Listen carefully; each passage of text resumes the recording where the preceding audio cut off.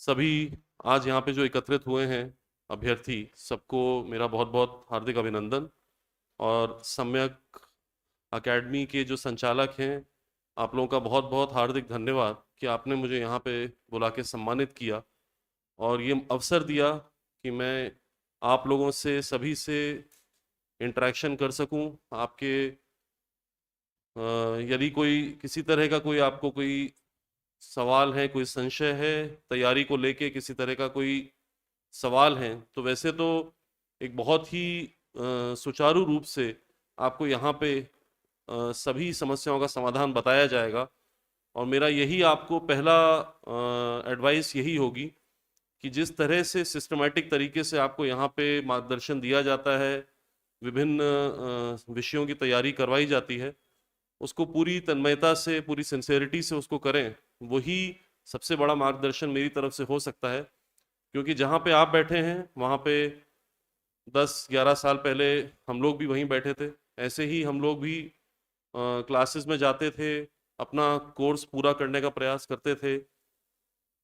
और जिस तरह की थोड़ी बहुत नर्वसनेस आपको होगी, थोड़ा घबराहट होगी, थोड़ी परेशानी होगी। आप में से कई लोग जयपुर से बाहर से कितने लोग हैं यहाँ पे? ज़्यादातर हैं। तो अपने घरों को छोड़ के यहाँ पे आए हैं। यहाँ पे आपने कहीं कमरा ले रखा होगा, वहाँ रहते होंगे। रोज़ का खाने पीने का रोज़ एक रहता होगा कि आज कहाँ कैसा खाना होगा, क्या खाएंगे, आज कहाँ पे जाएंगे, कैसे करेंगे। तो ये जो एक दैनिक जो अपनी दिनचर्या होती है उसको मैनेज करना, साथ के साथ पढ़ाई करना, और कई तरह के इमोशनल इश्यूज आते हैं, कई तरह की और समस्याएं आती हैं, उन सबको मैनेज करते हुए आगे बढ़ना। और अपना जो मेन फोकस है, जो ध्येय है, जो एग्ज़ाम है, उससे कभी ध्यान न भटकाना, ये कोई आसान काम नहीं होता। और मैं इस बात को सबसे पहले आपके सामने मैं मानता हूँ कि आप अकेले नहीं हैं। अगर आपको मन में थोड़ी सी नर्वसनेस रहती है, थोड़ा सा परेशानी कभी कभी लगती है, तो कभी भी अपने आप को अकेला नहीं समझें। कभी ये नहीं समझें कि हमारे साथ ही ऐसा क्यों है, और फलाना जो है वो तो बड़ी अच्छी तैयारी कर रहा है और उसने तो कोर्स इतना पूरा कर लिया और मैं ही पीछे छूट गया हूँ या मैं ही पीछे छूट गई हूँ। तो इस तरह की भावना को कभी मन में घर ना करने दें। ये मैं सबसे बड़ा आपको अगर कोई एक लेसन दे सकता हूँ तो मैं यही मानूंगा कि मन में सकारात्मक रहना, मन में ये मानना कि हम जिस काम के लिए यहाँ पे आए हैं वो करने में हम सफल होंगे। और यदि सफल ना भी हों तो उसके बारे में आज नहीं सोचना है। हो सकता है सफल ना हो, मैं कोई इस बात की गारंटी नहीं दे सकता, भगवान भी नहीं दे सकते कि इस कमरे में जितने लोग बैठे हैं उन सबका सिलेक्शन हो ही जाएगा। कोई नहीं दे सकता। लेकिन मैं इस बात की गारंटी जरूर दे सकता हूं कि यदि आपने मन से तैयारी की है, अच्छे से तैयारी की है, ईमानदारी से तैयारी की है, तो मैं इस बात की गारंटी दे सकता हूं कि जीवन में आप सफल जरूर होंगे, भले ही इस परीक्षा में आप सफल हों या ना हो। परसेंटेज ऑफ सिलेक्शन हमें सबको पता है, उसके बारे में सोच के और छाती पीटने से कोई फायदा नहीं है। ये सोचना कि भाई इतने ही लोगों का क्यों होता है, ज्यादा लोग और सीट क्यों नहीं है, सबका क्यों नहीं हो सकता, तो ये सब सोचने से कोई फायदा नहीं है। पहली बात तो सीटें कम हैं, इसीलिए इसकी वैल्यू ज्यादा है, इसीलिए आप उसके लिए compete कर रहे हैं। अगर सभी को मिल जाती नौकरी तो फिर कंपटीशन किस बात का होता। तो कंपटीशन की भावना इंसानों में जो है होती है, नेचुरल रूप से होती है। सब आपस में compete करके आगे बढ़ना चाहते हैं। लेकिन कंपटीशन सबसे बड़ा जो होता है वो अपने आप से ही होता है। मेरा खुद का भी अभी जो है बच्चा 4th स्टैंडर्ड में है, अभी छोटा ही है स्कूल में, जैसे हम लोग सभी रहे हैं कभी ना कभी। तो यही बात होती है कि रेस में फर्स्ट आना है या क्लास में फर्स्ट आना है। तो मैं उससे यही कहता हूँ, मैं आप लोगों से भी यही कहूँगा कि सबसे पहले आप ये सोचो कि रेस में फर्स्ट नहीं आना है। सबसे पहले ये सोचो कि तुम रेस में कितना तेज भाग सकते हो, और जितना तेज तुम भाग सकते हो क्या उतना तेज तुम भाग रहे हो? क्या अपनी मैक्सिमम स्पीड आपने अचीव कर ली है? अगर आपने कर ली है तो फिर आप उसके अलावा और कुछ नहीं कर सकते। हो सकता है आप फर्स्ट आए, हो सकता है सेकंड आए, हो सकता है थर्ड आए, हो सकता है कि फर्स्ट 3 में ना आए, लेकिन अपनी मैक्सिमम स्पीड से ज्यादा तो कोई भी नहीं कर सकता।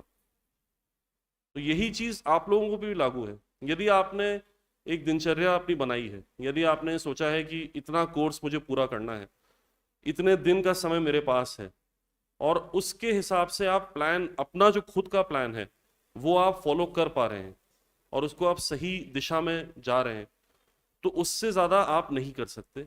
उससे ज़्यादा आपको सोचने की भी ज़रूरत नहीं है। ये भी नहीं सोचना है कि फलाना क्या कर रहा है, दूसरा क्या कर रहा है, और उसने तो पहले ये कर लिया और मैं तो पहले ये नहीं कर पा रहा हूँ या नहीं कर पा रही हूँ। तो ये सब सोचने से क्या होता है कि समय खराब होता है। लोग कहेंगे कि आपकी जो है हैंडराइटिंग सुंदर होनी चाहिए। हैंडराइटिंग सुंदर होने की कोई ज़रूरत नहीं है, लेकिन साफ होनी चाहिए। बिल्कुल, अगर उसको कॉपी ऐसे करके पढ़नी पड़ रही है एग्जामिनर को, तो आपने कुछ नंबर तो वहीं खो दिए, क्योंकि इतनी मेहनत वो क्यों करे।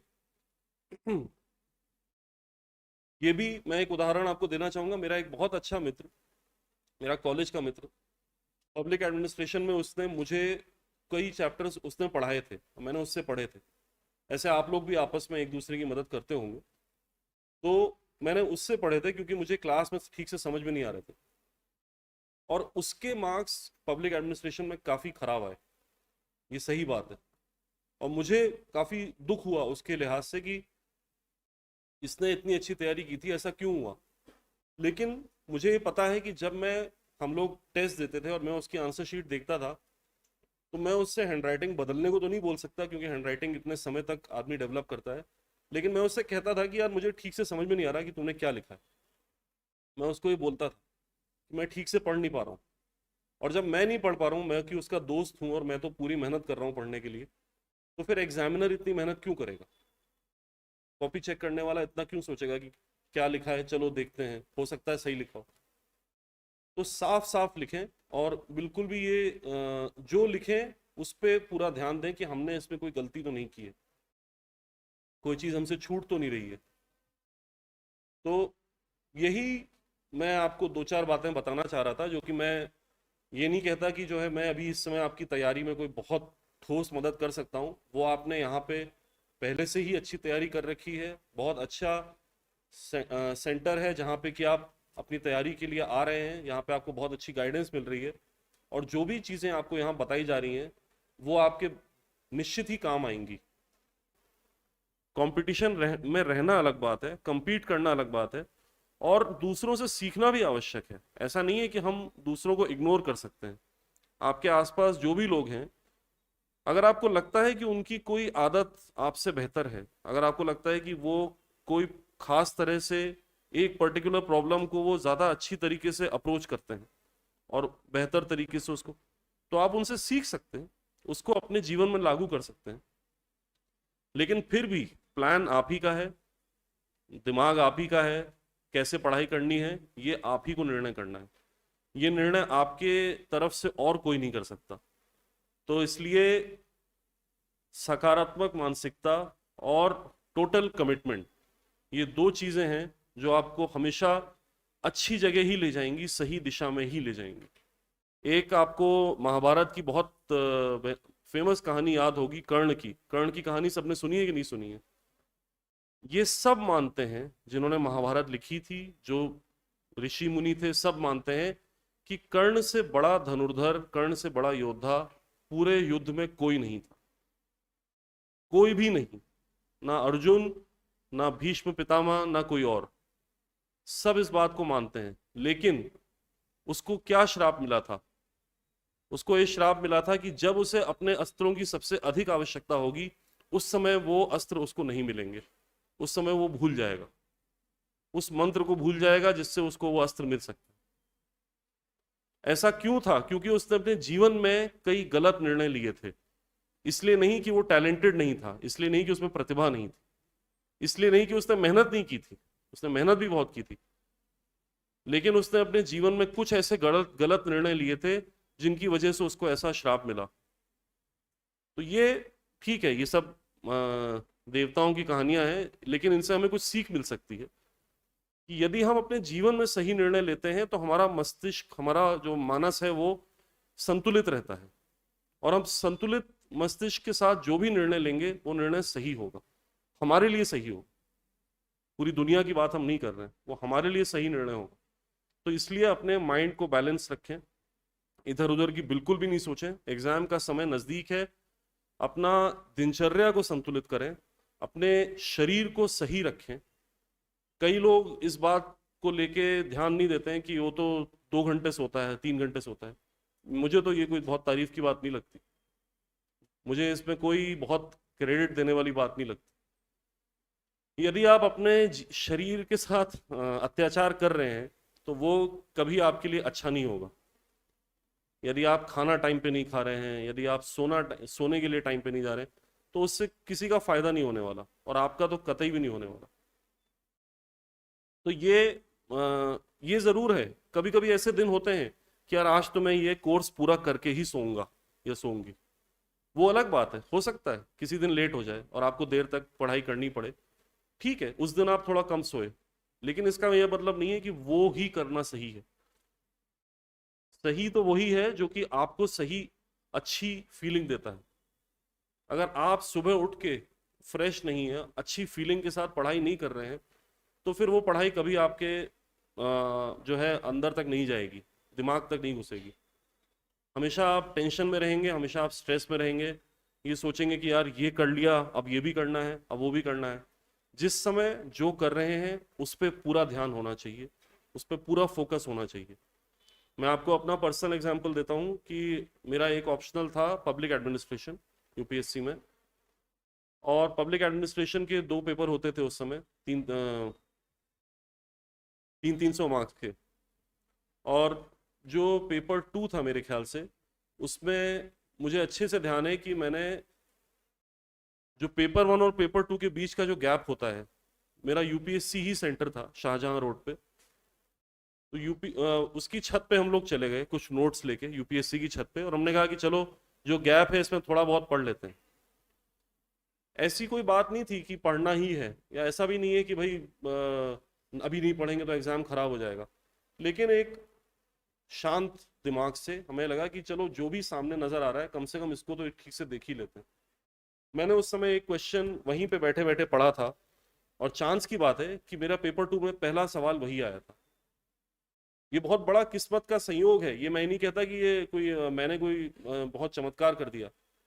ये मुझे एक अच्छा संयोग मिला, लेकिन उसके पीछे ये भी था कि जो ब्रेक पीरियड था उस समय मैं बहुत घबराया नहीं था, बहुत परेशान नहीं था कि ये भी पढ़ लेते हैं, वो क्या पढ़ रहा है, इधर देखते हैं उधर देखते हैं। नहीं, मैंने देखा कि यार मुझे ये 2 सवाल करने का टाइम है, एक बार देख लेते हैं, क्या पता काम आ जाए। तो यदि आप 2 सवाल भी पढ़ रहे हैं तो ऐसे पढ़ें कि कम से कम वो सवाल आए, तब तो गलत नहीं होना चाहिए। अगर मैं उस समय 10 सवाल पढ़ने की कोशिश करता तो हो सकता है ये वाला भी मैं ठीक से नहीं पढ़ पाता। दूसरी चीज, उसी पेपर का एक और एग्जाम्पल मैं आपको दूं कि मैंने उसमें एक 20 नंबर का सवाल था। वो सवाल देखते ही मुझे समझ में आ गया कि ये मुझसे नहीं होगा, मैंने ये चीज़ नहीं पढ़ी है। हो सकता है मैं बहुत मेहनत करके और दुनिया भर का कुछ सोच के और कुछ इमेजिन करके अपने हिसाब से, जो कहते हैं ना कि बना बनू के कुछ लिख दें, हो सकता है मैं अगर बहुत कोशिश करूं तो कुछ ना कुछ लिखूं उसमें, लेकिन तब भी मुझे 20 में से 2 4 5 नंबर से ज़्यादा नहीं मिलेंगे 20 नंबर के सवाल में। तो मैंने उसी समय निर्णय लिया कि मैं इस सवाल को देखूंगा भी नहीं और छूंगा भी नहीं। अगेन, मैं आपसे ये नहीं कह रहा हूँ कि आप पेपर में सवाल छोड़ के आइए, ठीक है ना, इस सीख को गलत तरीके से ना लें। जो आपको आता है वो जरूर लिख कर आए। मेरा कहने का मतलब ये है कि मैंने ये निर्णय लिया कि ये सवाल में मेरा समय खराब होगा और पेपर थोड़ा लंबा है, तो मुझे बाकी सवाल पहले करने की जरूरत है। यदि मेरे पास लास्ट में 5 मिनट बचे तो मैं इसमें मन में जो आएगा वो लिख दूंगा। ये मैंने उसी समय सोच लिया। और जब मेरे पास 5 मिनट बचे थे तो मुझे दूसरे सवाल में लग रहा था कि मैं शायद 2 पॉइंट और लिख सकता हूँ। तो मैंने फिर निर्णय लिया कि नहीं, मैं इस सवाल को पूरा करूंगा जो मुझे अच्छे से आता है, जिसमें मुझे हो सकता है 20 में से 13 14 नंबर मिल जाए, 15 नंबर मिल जाए। तो मैंने उसी समय डिसाइड किया कि नहीं, ये सवाल अपने को देखना ही नहीं है। मैं बाहर निकला, मेरे मन में काफ़ी शांति थी, मेरे मन में बिल्कुल भी घबराहट नहीं थी कि यार मैं ये सवाल क्यों छोड़ के आ गया, 20 नंबर का सवाल कैसे छोड़ दिया। मैंने 300 में से 280 नंबर का ही पेपर अटेम्प्ट किया, सही बात यह है। लेकिन कभी भी सवाल ये नहीं होता कि आपने कितना अटेम्प्ट किया, सवाल ये होता है कि जितना भी अटेम्प्ट किया उसमें कितना सही किया, कितने मार्क्स आप उसमें ला पाएंगे। ज़्यादा से ज़्यादा अटेम्प्ट करना अच्छी बात है, लेकिन वो एकमात्र चीज नहीं है। हमें ये भी सोचना होता है कि हम किस आंसर को सबसे बेहतर लिख सकते हैं, और उस पर हमें ज्यादा फोकस करना है। और ये हमेशा ये डिसाइड करना है कि हमें अपनी ताकत, अपनी स्ट्रेंथ के हिसाब से तैयारी बेहतर करनी। किसी टॉपिक में यदि आप बेहतर हैं किसी से और आपने उसकी तैयारी भी अच्छी की है, तो कम से कम उस टॉपिक में कोई कमी नहीं रहनी चाहिए।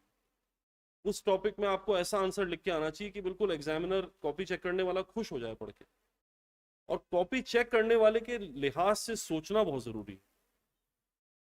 हम ये सोचें कि हमने तो अच्छा लिखा था, पता नहीं क्या हो रहा है, कौन कॉपी चेक करता है, उससे नहीं फायदा है। कभी आप ये सोचिए कि यदि आप कॉपी चेक कर रहे हैं तो आप इस आंसर को देख के क्या सोचेंगे, ये सोचिए। आपको ये भी होगा कि इसमें ऐसे कोई डायग्राम बनाना चाहिए या कोई टेबल बनानी चाहिए। हो सकता है कुछ सवालों में, ऐसा कोई नियम नहीं है कि हर क्वेश्चन में बनाना जरूरी है। लेकिन यदि आपको खुद लगता है कि भाई मैं इसको ऐसे करके अच्छे से समझा सकता हूँ, और जब मैं इस आंसर को देखूंगा तो मुझे रियलाइज होगा कि हाँ, बहुत क्लियरली इन्होंने बताया हुआ, तो आप उस ऑप्शन को भी इस्तेमाल कर सकते हैं। तो आंसर राइटिंग या सब्जेक्टिव ही है, अभी अक्टूबर में सब्जेक्टिव ही है ना, अक्टूबर वाला पेपर, हाँ मेंस का ही है ना। हाँ, तो सब्जेक्टिव में हमेशा ये ध्यान रखें कि आंसर को क्लियर रखें, आंसर को ऐसा रखें कि जो कि सामने वाला पढ़ के उसको बिल्कुल मेहनत ना करनी पड़े समझने के लिए कि भाई क्या लिखा है इन्होंने। लोग कहेंगे कि आपकी जो है हैंडराइटिंग सुंदर होनी चाहिए। हैंडराइटिंग सुंदर होने की कोई जरूरत नहीं है, लेकिन साफ होनी चाहिए बिल्कुल। अगर उसको कॉपी ऐसे करके पढ़नी पड़ रही है एग्जामिनर को, तो आपने कुछ नंबर तो वहीं खो दिए, क्योंकि इतनी मेहनत वो क्यों करे। ये भी मैं एक उदाहरण आपको देना चाहूंगा। मेरा एक बहुत अच्छा मित्र, मेरा कॉलेज का मित्र, पब्लिक एडमिनिस्ट्रेशन में उसने मुझे कई चैप्टर्स उसने पढ़ाए थे, मैंने उससे पढ़े थे। ऐसे आप लोग भी आपस में एक दूसरे की मदद करते होंगे। तो मैंने उससे पढ़े थे क्योंकि मुझे क्लास में ठीक से समझ में नहीं आ रहे थे, और उसके मार्क्स पब्लिक एडमिनिस्ट्रेशन में काफ़ी खराब आए, ये सही बात है। और मुझे काफ़ी दुख हुआ उसके लिहाज से कि इसने इतनी अच्छी तैयारी की थी, ऐसा क्यों हुआ। लेकिन मुझे ये पता है कि जब हम लोग टेस्ट देते थे और मैं उसकी आंसर शीट देखता था, तो मैं उससे हैंडराइटिंग बदलने को तो नहीं बोल सकता, क्योंकि हैंडराइटिंग इतने समय तक आदमी डेवलप करता है। लेकिन मैं उससे कहता था कि यार मुझे ठीक से समझ में नहीं आ रहा कि तूने क्या लिखा है। मैं उसको ये बोलता था कि मैं ठीक से पढ़ नहीं पा रहा हूँ। और जब मैं नहीं पढ़ पा रहा हूँ, मैं कि उसका दोस्त हूँ और मैं तो पूरी मेहनत कर रहा हूँ पढ़ने के लिए, तो फिर एग्जामिनर इतनी मेहनत क्यों करेगा, कॉपी चेक करने वाला इतना क्यों सोचेगा कि क्या लिखा है, चलो देखते हैं, हो सकता है सही लिखा हो। तो साफ साफ लिखें, और बिल्कुल भी ये जो लिखें उस पर पूरा ध्यान दें कि हमने इसमें कोई गलती तो नहीं की है, कोई चीज़ हमसे छूट तो नहीं रही है। तो यही मैं आपको दो चार बातें बताना चाह रहा था, जो कि मैं ये नहीं कहता कि जो है मैं अभी इस समय आपकी तैयारी में कोई बहुत ठोस मदद कर सकता हूँ। वो आपने यहाँ पे पहले से ही अच्छी तैयारी कर रखी है, बहुत अच्छा सेंटर है जहाँ पे कि आप अपनी तैयारी के लिए आ रहे हैं, यहाँ पे आपको बहुत अच्छी गाइडेंस मिल रही है, और जो भी चीज़ें आपको यहाँ बताई जा रही हैं वो आपके निश्चित ही काम आएंगी। लेकिन साथ ही साथ मैं बस इतना ही कह सकता हूँ इस समय, क्योंकि मैं बहुत अच्छे से इस तैयारी के बारे में मैं नहीं जानता हूँ, तो मैं ऐसी कोई चीज़ नहीं बोलूँगा जो कि मैं मतलब कहूँ कि भाई सारा ज्ञान है हमारे पास, ऐसा कुछ नहीं है। इस एग्ज़ाम की तैयारी के बारे में मैं स्पेसिफिकली कम चीज़ें जानता हूँ, लेकिन कॉम्पिटिटिव एग्ज़ाम इन जनरल किस तरह से दिए जाते हैं और उनमें क्या चीज़ें उम्मीद की जाती हैं, उसके बारे में थोड़ा बहुत आपसे मैं शेयर कर सकता हूँ, जो कि मैंने आपको बताया। जो प्रेशर होते हैं कॉम्पिटिटिव एग्ज़ाम के, जिस तरह से उनको हैंडल करना होता है, ये आधी जंग यही होती है। अगर अपन उस चीज़ को संभाल लें, अगर अपन अपने मानसिक संतुलन को, अपने शारीरिक संतुलन को सही मैनेज करके चलें, तो हमें इतना भरोसा ज़रूर है कि हम अपने मानसिक क्षमता के अनुसार बेस्ट पॉसिबल कर पाएंगे। हम कोई अलग इंसान तो नहीं बन जाएंगे, ठीक है ना, हम रातों रात एल्बर्ट आइंस्टाइन नहीं बन जाएंगे, लेकिन हम अपनी मानसिक क्षमता के अनुसार सबसे बेहतर पेपर लिख पाएंगे, इतनी हम जरूर गारंटी दे सकते हैं अपने आप। और आपका जो कमिटमेंट है वो खुद के प्रति है, आपका जो प्रॉमिस है, जो आपका वादा है, जो आपने परिवार से किया होगा, दोस्तों से किया होगा, इधर से, लेकिन सबसे पहले वो वादा आपका खुद के प्रति है कि भाई मैंने ये निर्णय किया है कि मुझे ये करना है, और उस निर्णय के प्रति आप कितने ईमानदार हैं ये आप ही डिसाइड कर सकते हैं। तो इस चीज़ को लेके मैं सभी से उम्मीद करूंगा कि आप लोग अपना सबसे बेहतर करके आएंगे। यहाँ पे सीकर और दौसा से हैं कुछ लोग? कहाँ से हो? सिकराय से? अच्छा, सिकराय। सीकर से कोई नहीं है यहाँ पे? कहाँ से? नीम का थाना? अब तो नया जिला बन गया, तो अब तो नीम का थाना से हो, सीकर से नहीं। नहीं, अच्छी बात है, मुझे थोड़ा विशेष लगाव है सीकर और दौसा के लड़के लड़कियों से, क्योंकि मैं वहाँ पे रहा हूँ। लेकिन मेरी शुभकामनाएं सभी के लिए हैं, और मैं उम्मीद करता हूँ कि आप लोग सब अपना सबसे बेहतर करेंगे और इस परीक्षा में सफल होंगे, और परीक्षा से भी बड़ी बात, जीवन में जो आप करना चाहते हैं उसमें सफल होंगे। बहुत बहुत धन्यवाद सर मुझे यहाँ बुलाने। Thank you.